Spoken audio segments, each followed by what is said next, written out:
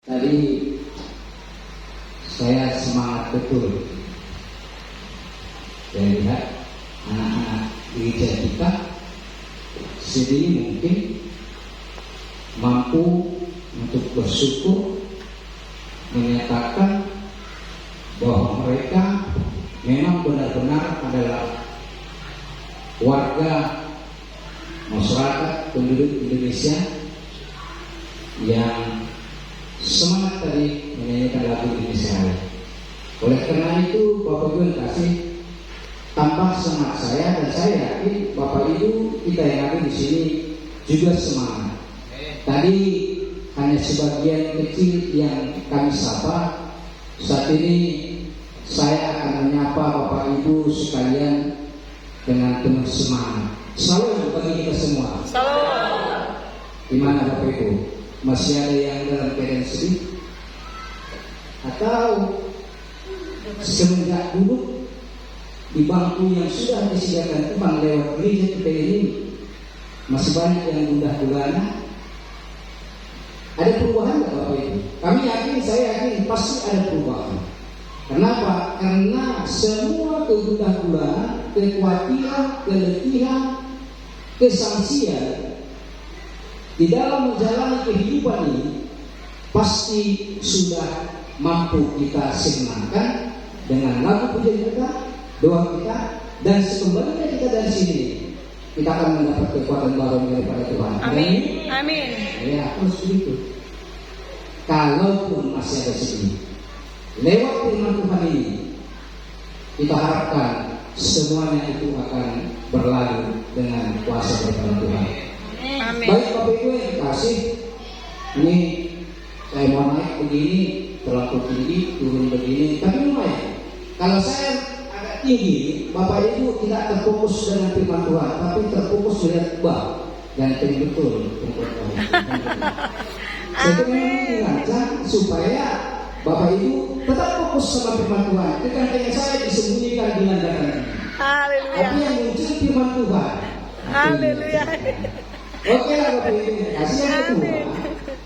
Kalau dalam Alma ditawarkan Lukas 13 ayat 10 sampai 17 itu Alma. Dan hari ini entah kenapa tadi malam diingatkan Ibu Kopu juga sama saya, Pak, Bapak dari Lukas 13.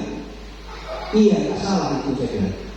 Dari 10 sampai 17 juga, dari 22 sampai 30. Tak kenapa Bapak Ibu, sampai berkali-kali saya kira itu juga yang dapat. Oleh karena itu hari ini firman Tuhan yang saya sampaikan adalah dari Nas Lukas 13 ayat 22 sampai 30.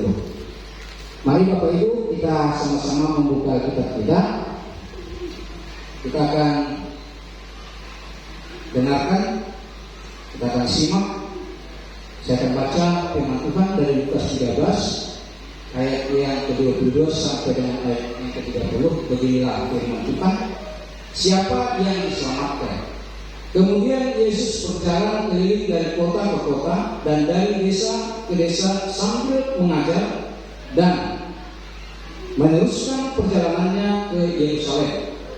Dan ada seorang yang berkata kepadanya, Tuhan, sedikit sajakah orang yang diselamatkan? Jawab Yesus kepada orang-orang di situ, berjuanglah untuk masuk melalui pintu yang sesak itu, sebab aku berkata kepadamu, banyak orang akan berusaha untuk masuk, tetapi tidak akan dapat. Jika tuan rumah telah bangkit dan telah menutup pintu, kamu akan berdiri di luar dan mengetok-ngetok pintu sambil berkata, Tuhan, bukakanlah kami pintu. Dan ia akan menjawab dan berkata kepadamu, aku tidak tahu dari mana kamu datang. Maka kamu akan berkata, kami telah makan dan minum di hadapanmu, dan engkau telah mengajar di jalan-jalan kota kami. Tetapi ia akan berkata kepadamu, aku tidak tahu dari mana kamu datang. Enyahlah dari hadapanku, hai kamu sekalian yang melakukan kejahatan. Di sana akan terdapat keratak dan ketak gigi. Apabila kamu akan melihat Abraham dan Ishak dan Yakub dan semua nabi di dalam kerajaan Allah. Tetapi kamu sendiri dicampakkan ke arah kedua.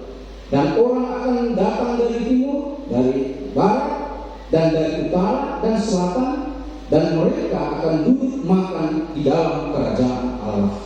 Dan sesungguhnya ada orang yang terakhir yang akan menjadi orang yang terdahulu, dan ada orang yang terdahulu yang akan menjadi orang yang terakhir.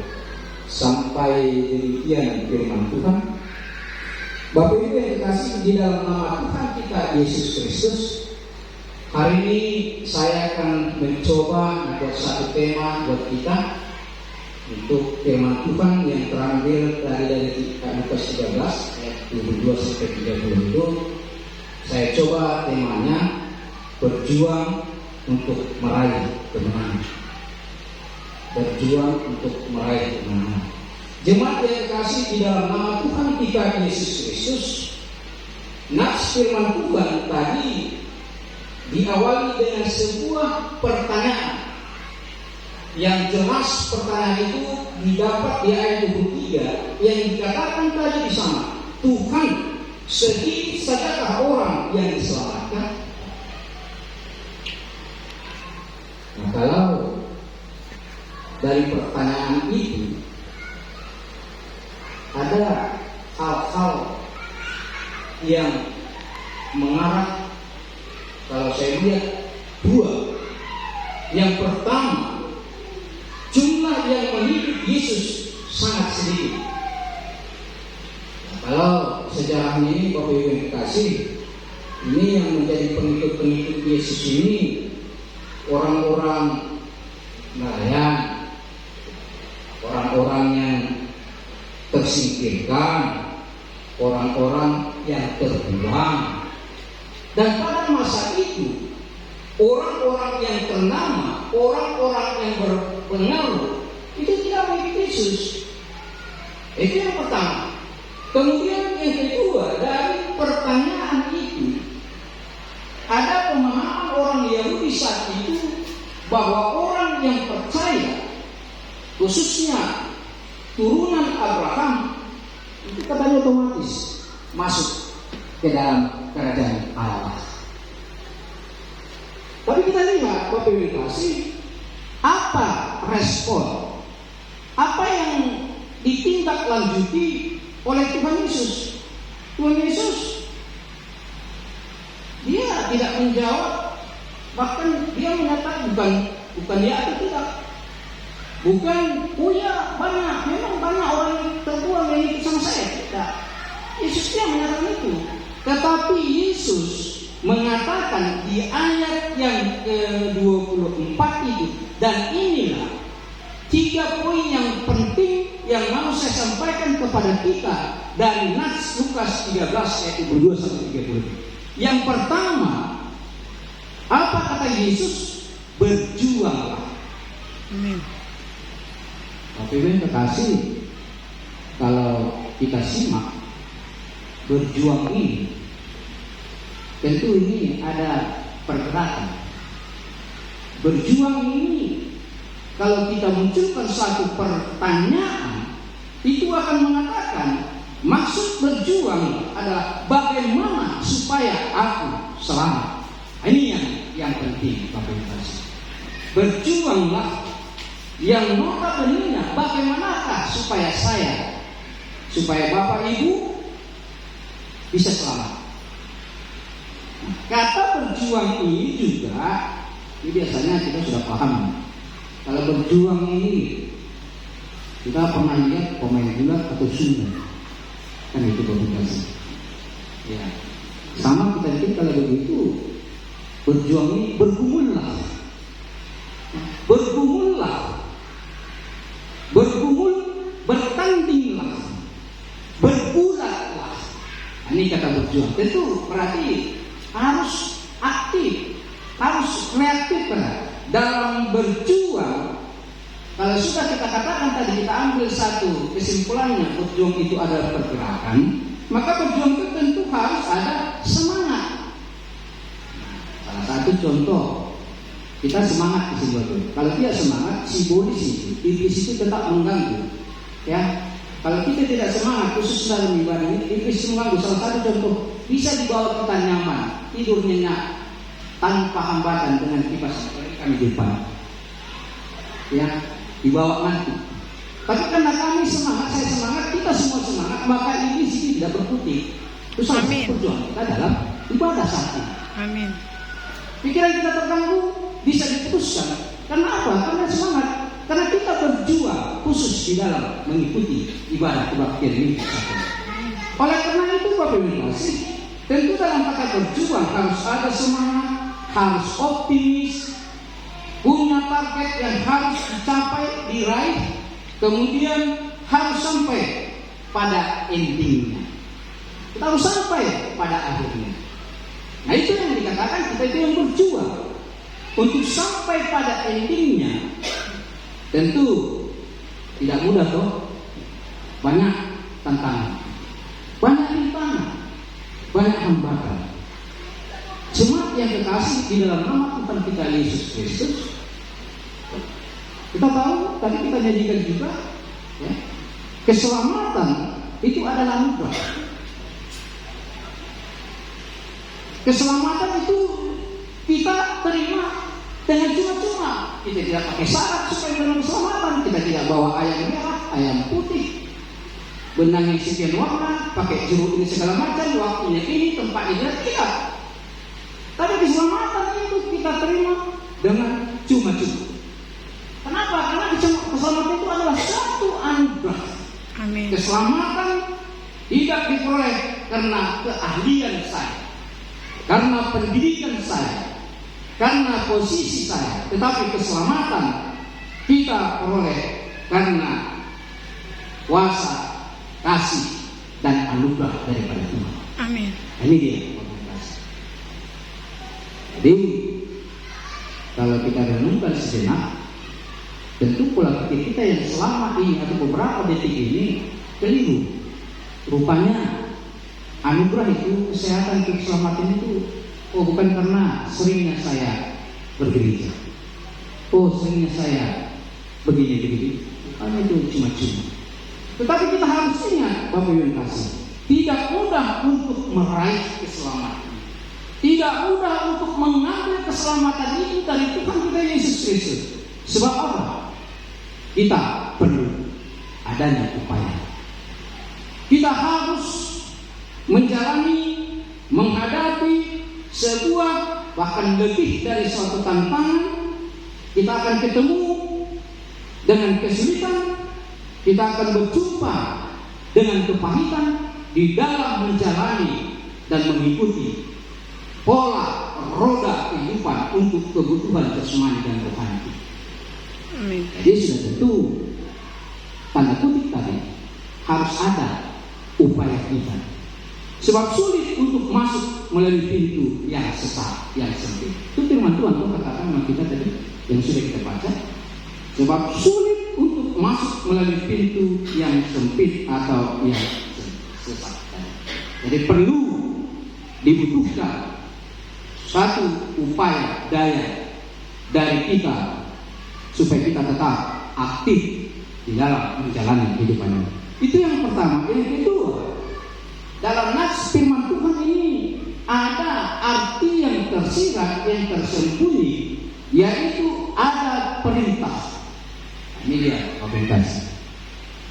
Kalau dikatakan perintah, tentu tidak berlambat-lambat. Perintah berarti kerjakanlah, sekaranglah waktunya, kerjakanlah. Berarti tidak ada tunggu dulu. Stop me. 2 tahun ke depan lah ini, seminggu lagi lah ya. Firman Tuhan hari ini mengatakan ada perintah yang harus kita lakukan sekarang lah, kerjakanlah hari ini. Berarti sekarang toh. Jumpa besok, tetap juga hari ini. Jumpa lusa, minggu, bulan, tahun, tetap juga adanya tanda kutip hari ini. Berarti dari situ ada yang mengatakan berkali-kali, berulang-ulang, terus menerus. Berarti perjuangan kita tidak dilakukan hanya sekali dalam hidup ini. Sudahlah, tahun 2022 sudah ketemu target. Januari sampai Mei aku rajin tinggi jam. Di Juni sampai Agustus berhenti dulu. Atau selanjutnya tidak. Ya. Tidak ada putus-putusnya, continue kata orang pendidikan. Ya, terus menerus, berkali-kali dilakukan berulang-ulang terus menerus. Nah, perbuatan berjuang dilakukan secara terus menerus. Saya yakin kita yang hadir pada hari ini membenarkan bahwa keselamatan itu adalah gratis, tanpa bayaran serupiah pun. Tuhan kita aminkan itu. Amin. Bahwa benar keselamatan itu kita terima secara cuma-cuma atau gratis. Lain ada tetapinya, Bapak kasih. Apa katanya? Syarat mengikut Yesus, pikul salib, sangkal diri, itu ada di Lukas. Di Lukas 9 ayat 23 dikatakan pikul salib, sangkal diri. Pada saat kapan? Kalau kita pernyataan Lukas 9 ayat 24 tadi, pikul salib, sangkal diri, kapan? Kan itu kalau kita bertanya, Bapak Ibu ya. Kapan mau kita pikul itu salib? Kapan itu mau kita sangkal diri kita? Nah, pertanyaan itu menjadi jawaban yang tegas, yang paten, yang kita imani. Maka jawaban kita orang yang percaya kepada Tuhan Yesus, jawabannya adalah setiap hari. Setiap saat. Itu dia komunikasi setiap hari. Jadi nggak tunggu dulu besok, lusa, kemudian dan seterusnya. Setiap hari. Ini nggak ada tawar menawar seperti kita kalau belanja. Ada tawar menawar. Jawabannya pasti setiap hari. Nah, artinya Bapak yang kasih, di dalam berjuang untuk masuk melalui pintu yang sempit itu, yang sesak itu, maka kita harus memikul salib, menyangkal diri setiap hari. Kalau perlu kita ciptakan lagi, kita peras lagi sehingga mendapat satu kata, yaitu setiap detik. Atau kalau secara rohani, setiap kita masih diberi nafas kehidupan. Itu yang paling keren, kan gitu. Jadi perjuangan itu harus kita lakukan, Bapak Ibu ya. Harus kita lakukan. Nah, yang ketiga dikatakan di situ adalah mereka ditolak. Firman Tuhan katakan yang ketiga pada hari ini, mereka ditolak. Pertanyaannya sekarang, kenapa ditolak? Nah, kalau ada pernyataan tadi yang ketiga saya katakan mereka ditolak, tentu kita bisa menentukan satu pertanyaan, kenapa ditolak? Ya jawabannya ada tadi dalam nats kita, dalam firman Tuhan, karena pintu itu sudah ditutup. Di situ kan pintu itu sudah ditutup. Lalu kita mencoba lagi pertanyaan, bukankah tidak ada undangan pada saya sebagai pengkhotbah? Apakah tidak ada undangan kepada rekan-rekan sekerja kami sebagai majelis? Ada. Bahkan kepada kita semua, seluruh jemaat yang hadir pada hari. Yang pasti jawabannya undangan itu ada. Ada undangan tanpa terkecuali, kan hanya kepada Bapak Pendetanya di undangannya untuk mengikut Yesus, kepada kita semua. Kemudian tadi pintu sudah ditutup, siapa yang menutup pintu itu? Yang pasti pemilik pesta. Siapa pemilik pesta itu rupanya? Yaitu Allah Bapa yang Maha. Oleh karena itu Bapak Ibu kasih, jemaat yang dikasihi oleh Tuhan kita Yesus Kristus, masalah pintu dibuka atau ditutup itu bukan berdasarkan berapa orang yang sudah berada di dalam ruangan pesta. akan berdasarkan jumlah. Banyak atau tidak? Tua atau muda? Atau anak-anak semua? Tidak ada, bukan berdasarkan itu. Tetapi orang yang kasih untuk menemui, menjumpai kerjaan surga bukan ditentukan oleh cukup atau tidaknya satu kota. Bukan ditentukan oleh banyak atau tidaknya jumlah. Tidak ditentukan. Oh, itu masih ada di jalan sana. Kita tunggu dulu. Oh, dia masih mau cakap, masih ada urusan yang ke belakang. Tunggu dulu. Tak masa dan tidak berlaku seperti itu. Tetapi pintu dibuka atau ditutup itu adalah otoritas, hak paten katanya kalau dalam perusahaan, kalau nggak salah saya ada hak patennya. Otoritasnya siapa? Otoritas dari Allah itu sendiri. Yang penting bagi kita Bapak Ibu kasih adalah upaya meraih, upaya mengisi keselamatan sehingga kita semua diperbolehkan masuk. Seperti dari barat, utara, timur, atau selatan tadi dalam Alkitab tadi. Allah Bapa tidak memandang. Oh adalah para pendeta berinjil aja. Oh para leader aja. Oh para speaker, kalau speaker, para yang ada di gereja ini aja dulu. Kalau sudah cukup nanti baru mereka. Atau sebaliknya, udahlah pendeta sama apa sudah tahu firman Tuhan. Udahlah, cuma biasa saja masuk dari tua-tua. Oh bukan, yang anak aja, karena itu tua lambat jalannya, jadi nanti payah, waktunya gelap. Nah, tapi masih tak berlaku itu. Tak ada itu dalam firman Tuhan.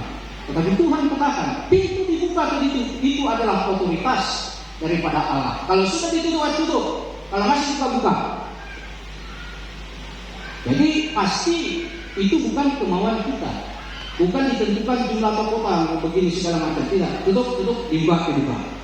Nah, apa yang kasih dari firman Tuhan yang berjuang, kemudian ada perintah, kemudian pintu ditutup atau mereka ditolak. Sekarang kita hidup di dalam dunia ini. Bagaimana kita mengaplikasikan, mewujud nyatakan firman Tuhan tadi berkasih. Ini yang penting. Aplikasinya, bagaimanakah kita untuk mewujud nyatakan, melaksanakan, melakukan perjuangan, mengerjakan, dan kita adalah orang yang masuk ke dalam kerjaan Allah itu diwujud nyatakan, dipraktekkan di dalam firman kita. Aplikasinya bagaimana aplikasi? Kan begitu. Bagaimana kita sudah tahu ya bahwa iman kita mengatakan benarlah keselamatan itu anugerah. Tak seorang pun kita yang hadir di sini tidak menyatakan itu yes. Pasti kita katakan yes, bahwa keselamatan itu adalah anugerah. Bahwa benarlah keselamatan itu adalah pemberian daripada Tuhan kita Yesus Kristus. Itu yang harus kita aplikasikan dalam kehidupan kita. Nah, bagaimana kita meresponnya? Kita sudah katakan benarlah keselamatan itu sudah anugerah, cuma segala macam. Bagaimana respon dari iman percaya itu? Tentu harus ada feedbacknya.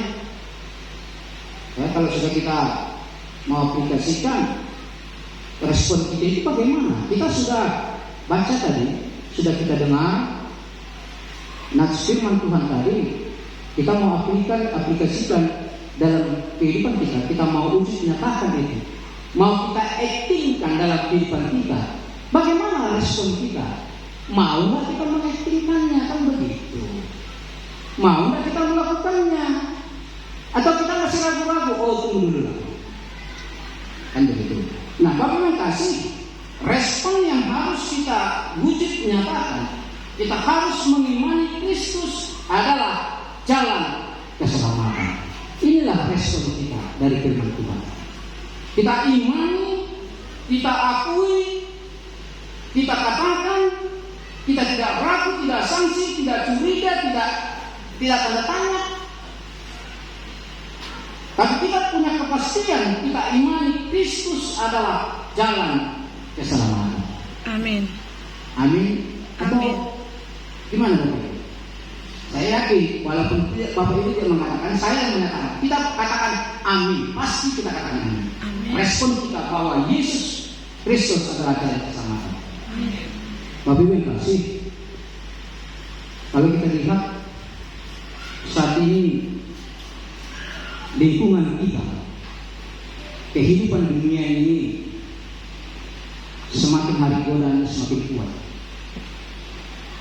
Ya, sadar atau tak sadar, kita akui bahwa kehidupan di dunia ini godaan semakin kuat.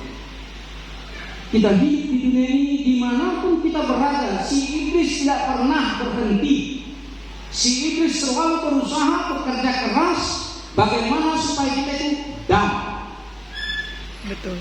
Bagaimana kita itu supaya malas untuk bekerja. Betul. Bagaimana kita itu supaya malas untuk membaca firman Tuhan. Betul.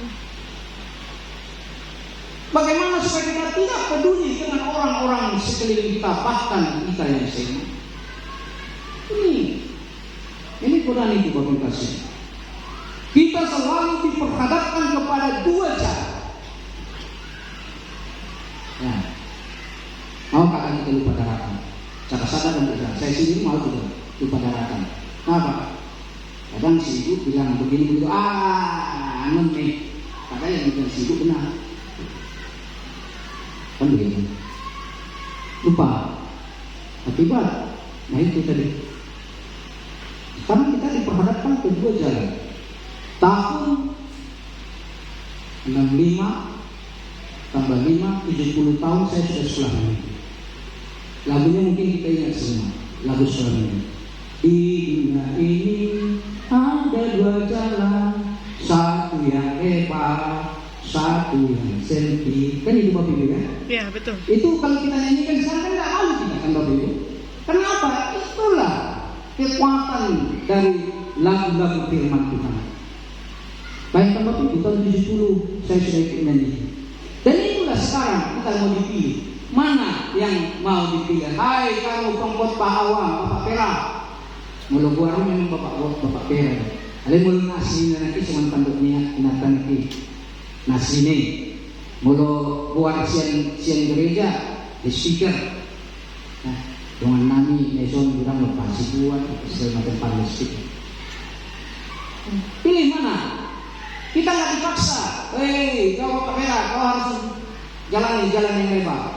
Atau sebaliknya, jalani jalan sempit. Nggak diberi kebebasan. Pilih mana? Pilih salah satu. Kalau pilih dua, nggak nyampe ini. Jadi di jalan setengah lebar, setengah sempit. Kan kalau pilih dua.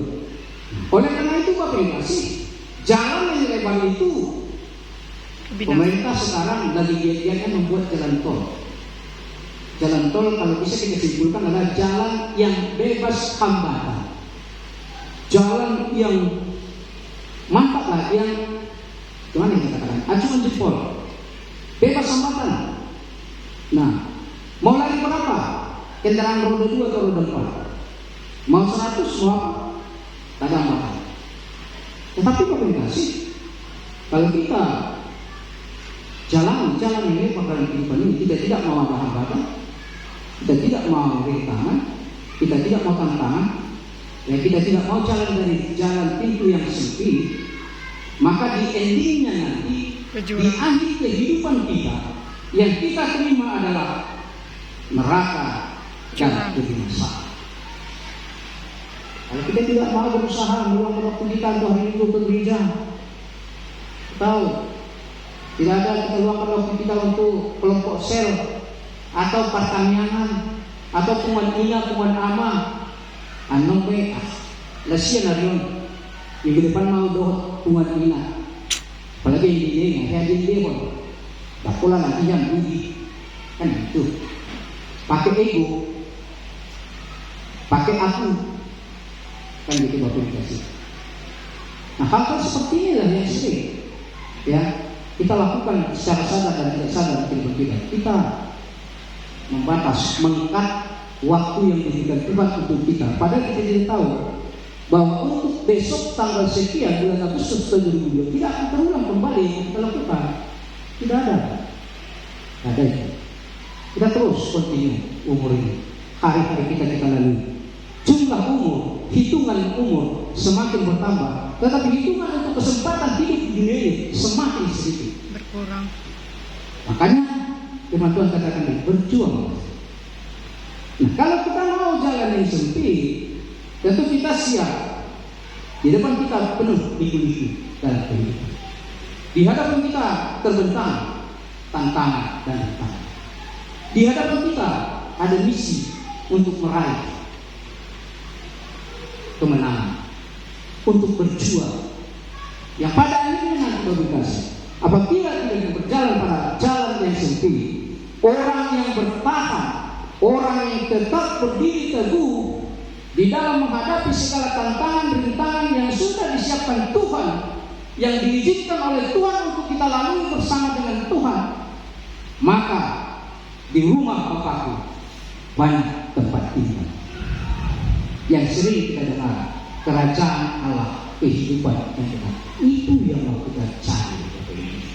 Kita hadir saat ini adalah untuk mengisi pundi-pundi tabungan kita di kerajaan surga. Kerajaan surga yang pada akhirnya nanti, bila sudah pada waktunya pintu ditutup, maka kita adalah bagian dari orang-orang yang ada di dalam. Di rumah Bapakku ada banyak rumah. Ada amin Bapak Ibu? Amin. Ya? Harus kita minta pertolongan kepada Tuhan. Jangan mengaku Kristen, jangan mengaku Kristus, pengikut Kristus, jika tidak melakukan firman Tuhan. Jangan berkata aku percaya pada Yesus Kristus kalau masih ada ego dalam hati saya. Jangan katakan, jangan bilang, LS Ginting, jangan katakan, atau kita majelis, jangan katakan, aku percaya kepada Yesus Kristus, bila di hati kita belum ada rasa damai, belum menghilangkan rasa sombong kita tidak mampu, tidak mau peduli dengan sesama. Jangan katakan, Tuhan, bukankah aku tiap minggu naik ke mimbar? Saya katakan, bukankah aku sering berkhotbah Tuhan? Bukankah aku sampai 10 periode tetap dipilih sebagai majelis? Jangan sampai firman Tuhan katakan, bila jadi bisa saja Tuhan berkata, aku tidak mengenal engkau Bapak Bela.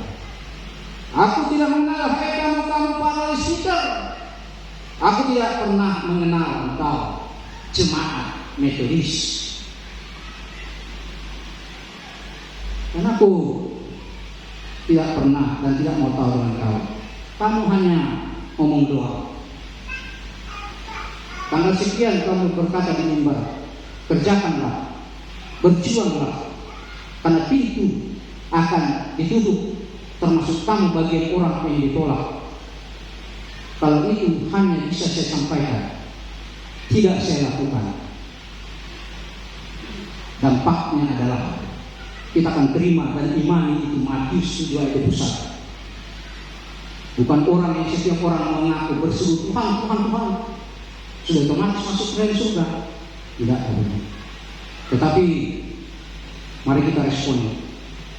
Kita imani bahwa Tuhan kita Kristus Yesus itu adalah satu-satunya jalan keselamatan. Bagaimanapun kesulitan yang kita hadapi dari diri kita sendiri, dari luar diri kita, dari istri, suami, anak-anak, keluarga, tetangga, famili, gereja, atau masyarakat, kita harus bertahan. Kita harus berjuang seperti seorang pegulat tadi untuk meraih juara. Amin. U13 satu berapa sekarang Bapak? Tantangannya banyak tetapi meraih juara. Apa yang dapat mereka? jempol dari pimpinan kita yang meraih juara itu. Kita harus gitu Bapak Ibu. Piala sudah disiapkan buat kita semua. Bangku, rumah yang indah, kediaman yang mantap, makanan minuman yang segar sudah disiapkan. Tinggal bagaimana cara kita untuk meraih. Piala kehidupan kita sekarang bertanding. Bertandinglah kamu hai para pengkhotbah Allah. Bertandinglah hai warga gereja Metodis tanda kutip jemaat kita di sini. Sebab sudah ada disiapkan. Jadi senjata kita bukan ego kita, bukan kesombongan kita, bukan keakuan kita, bukan ketidakpedulian kita kepada orang lain. Tapi senjata kita adalah iman kita yang menyatakan Yesus Kristus memberikan anugerah secara cuma-cuma buat kita. Bapak Ibu yang kasih, biarlah melalui firman Tuhan yang singkat kita boleh diingatkan kembali, iman kita boleh diteguhkan kembali. Amin. Agar saat kita lemah kita dikuatkan, saat kita lupa kita diingatkan, saat kita merindukan Tuhan pastikan. Tuhan tidak pernah tidur, Tuhan tidak pernah lupa. Siang malam, pagi sore, kapan saja Tuhan memandang kita dari atas. Amin. Tuhan merindukan kita adalah anak-anak yang mendapat piala, meraih kemenangan, yaitu kehidupan yang kekal, kerajaan surga, karena di sana banyak rumah-rumah yang sudah disiapkan. Amin. Kita berdoa. Terima kasih Bapa kami yang di surga.